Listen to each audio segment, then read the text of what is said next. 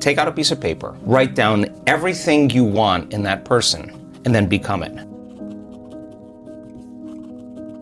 So many people have so many interesting definitions about what they think love is. Some people have it in terms of need. Some people have it in terms of sexuality. Some people have it in terms of control and dominance and success. And those are different experiences that really don't lead to this concept called love.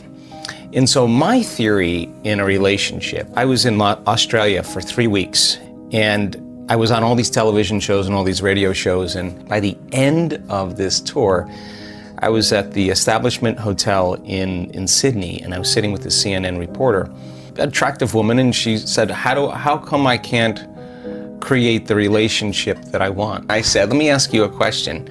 Would you go out with you? Which is really the fundamental question. So I have a couple theories about relationships that I think are really important. First of all, I will never work in a relationship. And I don't think anybody should work in a relationship. I think if you're working in a relationship, something is not clicking. Something is not right. But if you bring your best, and the person that you're with brings their best, and you celebrate your life together, then there's constructive interference, there's growth, there's energy. If you're not at your best and you show up, more than likely you're gonna pick someone or something apart, and it's better that you remove yourself for a period of time and get back into your heart and present yourself at your best. And so if you're not there and you need a mirror or a reflection, then it's good to ask, am I missing something? Am I not seeing myself in some way? And then there's a healthy conversation when you invite it. But if you're not invited to contribute your opinion, then it's better off that you don't. So people always say, I want a loving relationship, but what they really want is happiness. We do these meditations to create love in our lives. And it could be love in familial relationships with your siblings, it could be with your parents, it could be with your friends, or it could be with a significant other. If thoughts are the electrical charge in the quantum field, and feelings are the magnetic charge in the quantum field, and how you think and how you feel broadcasts an electromagnetic signature that influences every single atom in your life. The thought sends a signal out, and the feeling is the magnetic field that draws the event back to you. So if you're not in a place where you're in love with life, or in love with yourself, or practicing diminishing your emotional reactions to certain people or conditions in your life, and you're living in anger or hostility or judgment or fear, and you want a loving relationship, there is no magnetic field for you to draw that to you. And in fact, if you say to me, well, it's that person or that circumstance that's caused me to feel this way, then I would say that person or that circumstance is controlling the way you feel and the way you think. And anything that controls the way we feel and the way we think, we are victims to. So most people are unconsciously responding to the conditions in their environment, experiencing emotions that are derived from the hormones of stress. Those emotions cause us to feel separate from our dreams. They heighten our senses, so if we can't see them, it doesn't exist. The threat or the danger puts us in emergency mode, and we can think positively about the relationship we want. We could send the signal out into the field. We could have pictures. We could remind ourselves of what it is. But if you're not drawing the experience back to you, because your response to the environment is actually weakening your organism, it's weakening your response, is actually weakening the body, then you will be, as a victim, more vulnerable to the conditions in your environment, whether large or small. And I'm talking about microorganisms as well. So if you wanted a true relationship where it was fundamentally based on this concept called love, if you could truly begin to practice trading those survival emotions every day for elevated emotions, and you practiced opening your heart, it's a skill that has to take place where you move out of survival. So people say, well, I can't open my heart, I can't feel love. And I say, well, what do you practice feeling? Because whatever you practice feeling, you're feeling most of the time. And that feeling could be guilt, but you're so used to it, you wouldn't even know it's guilt, it just feels like you. The stronger the emotions that we feel, from the problems and conditions in our life. The more altered we feel inside of us, the more we pay attention to what's causing it outside of us. So if you have an event in your life, an experience in your life that has a strong emotional charge to it, and you don't feel like your normal self, you feel this alarm system switch on. You're going to narrow your focus on the cause, and the brain's going to take a snapshot, and that's called a long-term memory. So then what people don't know is that every time they think about that event, they're producing the same chemistry in their brain and body as if the event was occurring in that moment. So the highly charged event is actually producing the emotion, and the body is so objective that it doesn't know the difference between the real experience that's creating the emotion and the emotion that the person is fabricating by thought alone. The body's believing. It's so objective, it's believing it's in the same environmental experience.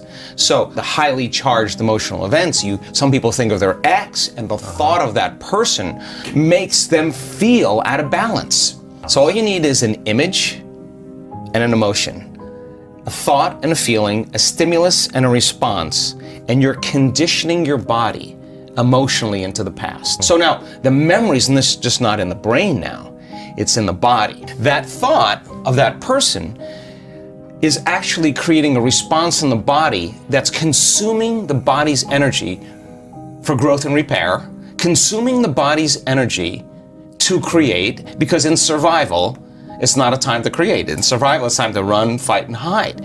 So the problem is that it becomes a subconscious program. It's no longer a conscious process.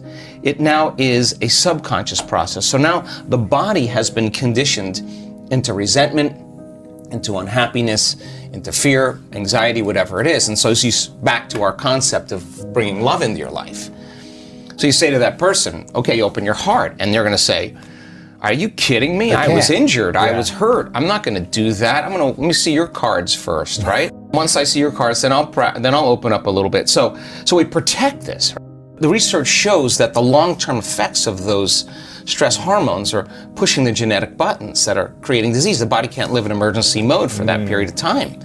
So in a sense, the person is making themselves sick by thought alone.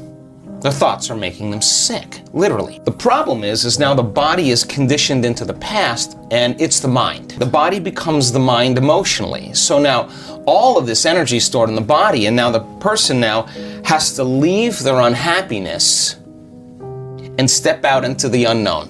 They have to get out of the familiar feelings that has defined them. So they'll say, I can't really feel joy. I can't really feel love. And what they're really saying is, I've been conditioning my body emotionally so much into the past that I can't feel anything else other than what I know. So the person can theoretically, intellectually, philosophically say, oh, I want this type of person. She's got to be this way. He's got to look this way. He's got to be like this. And they're basically saying, I want something that represents all the things that I no longer want. And so they're creating with their brain and mind, which is perfect. The problem is that if you can't feel the emotion of your future, your manifestation of love before it's made manifest. Like people say, well, when my relationship happens, when I find Mr. Right, then I'm going to feel love. Like waiting for the outer environment to change, to take away this feeling of anger, resentment, emptiness. But they forgot that they create reality. In other words, when it finally appears that I'm going to feel love, that's cause and effect. We're waiting for something to happen. If you're feeling the lack and the emptiness, then you're keeping your relationship at arm's length because you don't have the magnetic field to draw to you. So the emotions that come from these energy centers, the lower energy centers in our body, do have frequencies, there's chemistry involved, but they have a different agenda. We ask the person, can you teach your body emotionally what the future will feel like before it's made manifest? That means you can't wait for your relationship to feel love. You have to reverse that battleship and understand feeling love is going to be the magnet. And if you can hold the vision of your future, a clear intention, with a coherent brain, organize signals into the field, and you could actually crack this thing open and practice getting so present in the moment that you're not anticipating the next moment or trying to predict the future. and you're no longer romancing the emotions of your past. You can find that sweet spot of the generous present moment. The familiar past is the known emotionally. The predictable future is the habituation of autopilot, being unconscious, and programs. Those are both known. There's only one place where the unknown exists. That's the present moment. So if you could work with your body to the point that it trusts you enough to feel so safe that you have conquered it in a certain way that it could actually relax into the present moment, and it's not worried about what's going to happen next or what's going around you, or that you need to eat, you need to pee, you need to move. Right. You got beyond all your drives and you're ready to create. That moment where you're present, if you could begin to work with your heart and start to breathe and start to practice feeling love. In the beginning, it would feel foolish, or gratitude. Why would I feel love if it hasn't happened? Well, that's because you've been hypnotized into waiting for your world to change to feel the emotion from the experience. Oh. According to the quantum model, your emotion ahead of the experience, when you combine that clear intention with the elevated emotion, and you feel love, your body's so objective that it's actually believing it's living in that future in the present moment. And your body now is beginning to change. You are beginning to change your biology to reflect what you're about to experience in your future. So the stronger the love you feel, the more altered you feel inside of you, the more you're going to pay attention to that picture in your mind. Stimulus, response, memory, emotion, thought, and feeling. But now you're remembering your future instead of remembering your past. The stronger the emotion you feel from some outer experience in your life, the more altered you feel, the more the brain freezes the frame and takes a snapshot. Well, now you're freezing a frame in the outer environment. But if you're truly in the present moment and you know exactly what you want, and you begin to start practicing opening that heart, it's amazing what happens. The moment that heart begins to open on a real-time brain scan, when the heart moves into this kind of rhythm, when you're feeling frustration, when you're feeling impatient, when you're feeling resentment, you are stepping on the gas pedal and you're stepping on the brake at the same time, and the heart is pumping against a closed system, and it causes an erratic beat.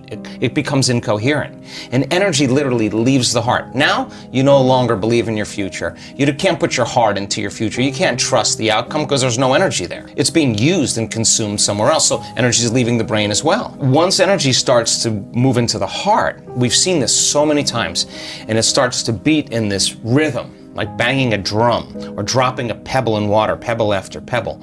The heart begins to create a wave of energy right to the brain, like taking a big sheet and going like that, and then all of a sudden you see this wave. Brain gets this rush of energy, and that change in brain wave patterns, that change, that wave is carrying information. And the person starts to get a very clear idea. They see their future very clearly. Now that energy is causing them to move into very coherent alpha brainwave patterns, which is the state of creation. This is when you no longer hear the voice in your head that's talking to you, that you listen to and believe is the truth. And the next thing you know, you start seeing in pictures and images. You start dreaming. And that's the imagination, that's the creative state. So now you start naturally imagining the heart is the creative center. We got to put our heart into our future. It better be open and activated. So now when you start falling in love with your future, oxytocin is released in the brain and in the heart. Oxytocin signals nitric oxide. Nitric oxide signals another chemical called endothelial-derived relaxing factor. And just like when your sexual organs get filled with blood because you're aroused, the same thing happens here as it would happen somewhere else. And literally the arteries in the heart and lungs engorge. And now your heart feels full and it's thumping in order, and you're in the present moment. Now, once that happens and it's beating in rhythm, the heart produces an external magnetic field up to 3 meters wide. Now, you're in survival, you're drawing from the field and turning into chemistry. When you get energy in the heart, it's causing a change in the brain, and all of a sudden it's resetting the baseline for trauma. And now here you have a magnetic field. Now the heart is your magnet. It is the center of creation. And now that energy is frequency, and frequency carries information, and you can lay the thought of your new relationship on that energy because it's consistent with it. You cannot lay the thought of your new relationship in need. That's a different energy. So then if you are going to prepare your brain and body for a new relationship, then you would have to become love completely every day. And that signal then that you're sending out into the field can carry the thought of your health, your wealth, your relationship, or whatever. But here's the cool part. When the heart is activated like that, and you feel so whole, so in love with life, so satisfied in the moment, so exuberant, that it's impossible to want. Person who's the person that fits the mold energetically, that would be the same as you and yet complement you, so that the two can become one.